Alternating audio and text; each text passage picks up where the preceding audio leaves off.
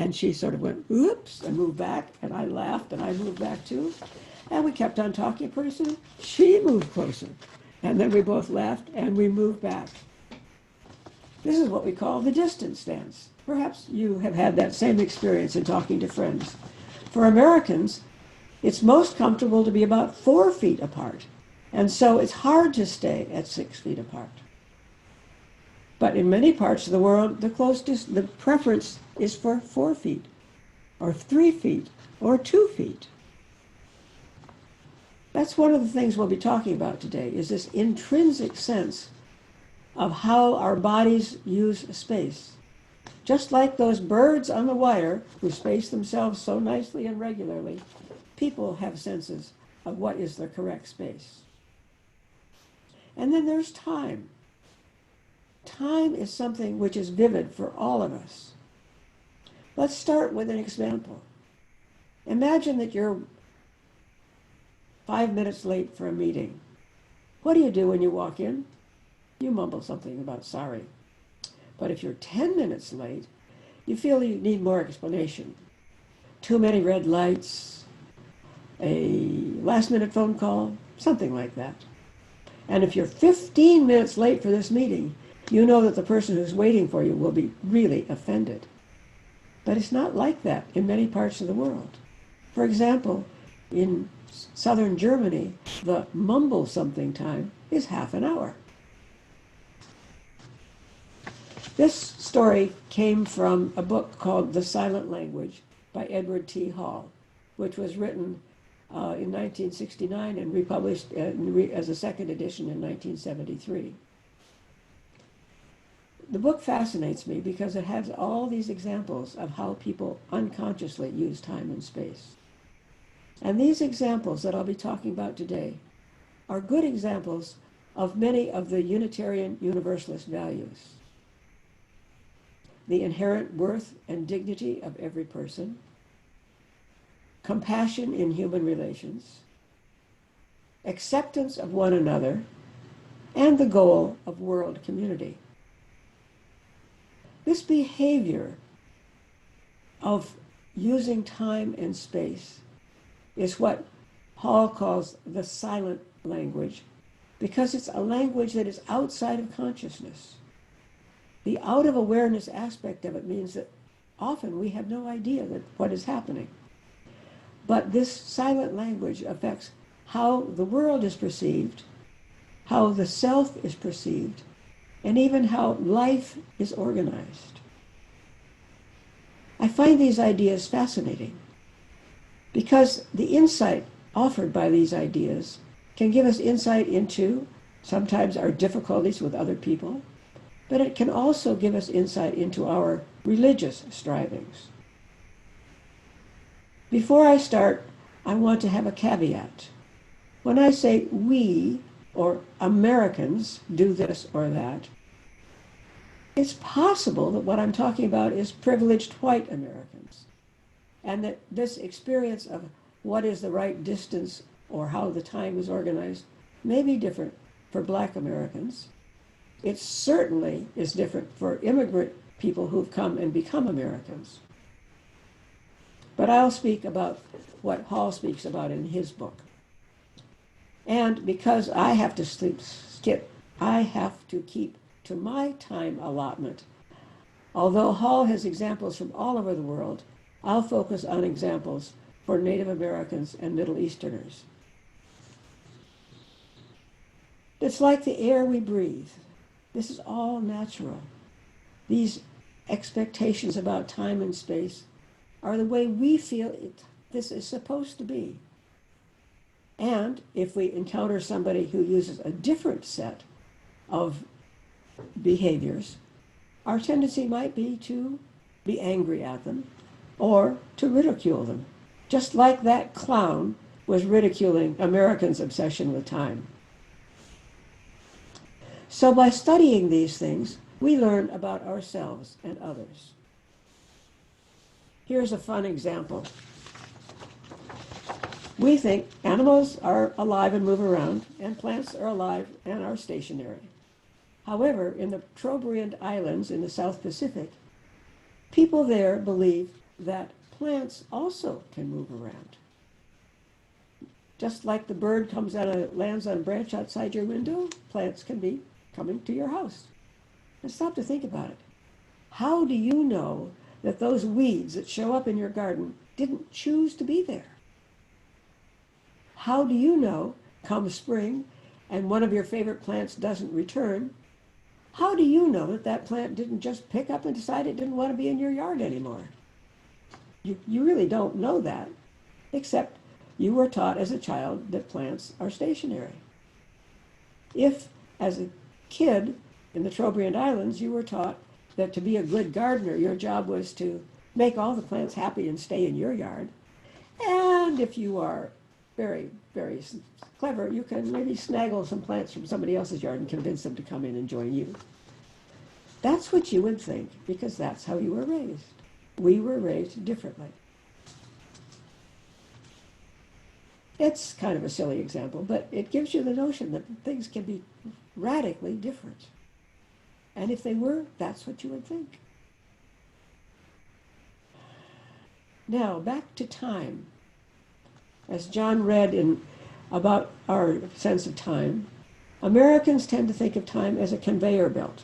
It runs along, and on this conveyor belt there are boxes. In these boxes are days, hours, minutes, even seconds. And our job is to fill all those boxes as they go ahead along on the conveyor belt. And if you don't get all the boxes full, you are wasting time.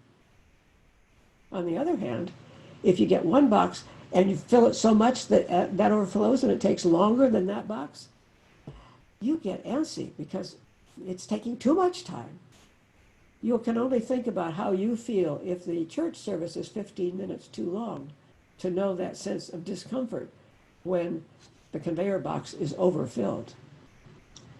But in many parts of the world, these experiences don't happen. Time is not anything that matters. It's not a factor. Things start when they start, and they go along until they're done, and that's that. An example of this was a wedding that my son and his wife went to. The bride and groom were from Colombia. Ray was staying with the groom. The wedding was supposed to start, we'll say, at 8 o'clock. At 8 o'clock, the groom was still in his skivvies. He hadn't started to put on his tuxedo. Ray gets all dressed up and goes off to the church, and he and his wife were the only ones there. Around an hour later, in comes the groom, and the bride comes in about an hour and a half later, and the wedding started, and they had partied until dawn. Everybody had a wonderful time. But that's a very different conception of time. In many languages of the world, there are no words for past or future. All the verbs are in the present tense. For us, it would be almost impossible to talk without that. We're having a little microphone adjustment here. Go ahead. Okay. In many parts of the world, there are no words for past or future. You'd have to talk using only verbs in the present tense.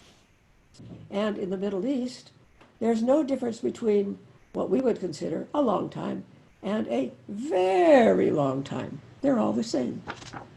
Here's another example. We've met a professional friend at a meeting who told us that he was at a meeting in India, and he was ready to come home after the meeting, and he went to the airport. He was told that the airplane would not leave until there were enough passengers to fill the plane. So the airline put him up in a resort hotel for 2 days until enough passengers filtered in to fill the plane, and then he finally got to fly home. Now there's a very different conception of time.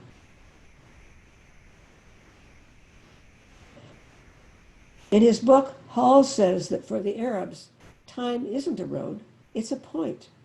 It's just now, and that's all. He says there's no point in making an appointment for anything more than a week in advance, because for these people, 2 weeks in advance occupies the same fuzzy space as 5 years from now does for us. And an appointment is not a commitment. He tells of rescheduling a meeting 11 times. The first 10 times, whoever it was he had the appointment with was doing something else at that moment and didn't show up. Only the present matters. Only the present matters. You heard it somewhere else, in Reverend Sam Trembour's meditation classes. In meditation classes, and for the pagans who try to adopt Native American spirituality, time is like breathing. It is only now. In the Sioux language, for example, there's no word for late. Wouldn't it be wonderful to not have a word for late? There's also no word for waiting. So I guess they don't get impatient while they're waiting. They don't have a word for it. To experience time in this way, as a luminous, sacred point, is to enter the mystical realm of spirit. Time is like breathing. It's just there, always there, but it doesn't have any more meaning than breathing in and breathing out. However, Reverend Sam is still a captive of American time. He cannot say, this meditation is going really, really well. We'll let it go for an hour and a half, and we'll just start our service a half an hour later. That might be okay in the rest of the world. It's an interesting thing to think about, and I see Reverend Sam likes the idea. Now, on to space. We've already talked about having an unspoken sense about how close to get to somebody in order to be comfortable. For the Arabs, it's much more likely to be comfortable if they're much closer. We have a Lebanese friend named Tom who routinely backs people into a wall because he gets closer to them and they back away. He gets closer to them and they back away. He gets closer to them and they back away. Many Arabs think, we would say, that he is a very pushy man. But many Arabs would say, we are really cold, always trying to be so far from people. This is a good example of how the unspoken sense of space is there as a language.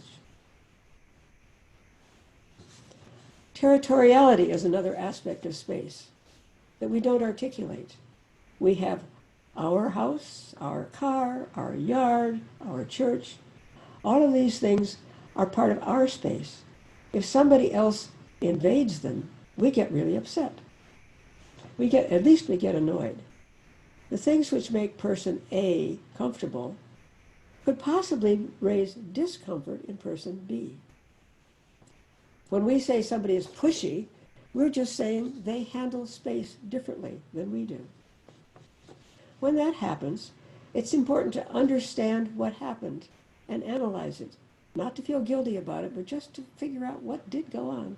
So the next time you see that person, you can interact with them in a more genuine and comfortable way. Edward Hall says in his book, sometimes it's more important to overcome a spatial accent than to overcome a language accent. Here's another example. In the Middle East, a powerful man will have a meeting. A potentate will be in a room with lots of chairs, a big room with lots of chairs. People who want to see this powerful man will come and sit in a chair and wait their turn. They'll spend maybe the whole day there, chatting with each other, gossiping, picking up the lay of the land, what's the guy saying to them, so you'll have some sense of what to do when you talk to him. They're all in this one big room. And eventually you have your turn and you talk to him. That's so different from our pattern of seeing if you've got an appointment, you're alone in the room with somebody. But for those people, to be alone in the room with a powerful man would be terrifying. I wonder if our politicians, ambassadors, and other international people are trained in the ideas from the silent language and other similar authors. I certainly hope so. But I'm also pretty sure that our politicians do not have this idea and very often think that everybody else should just do it our way. Can you imagine President Trump sitting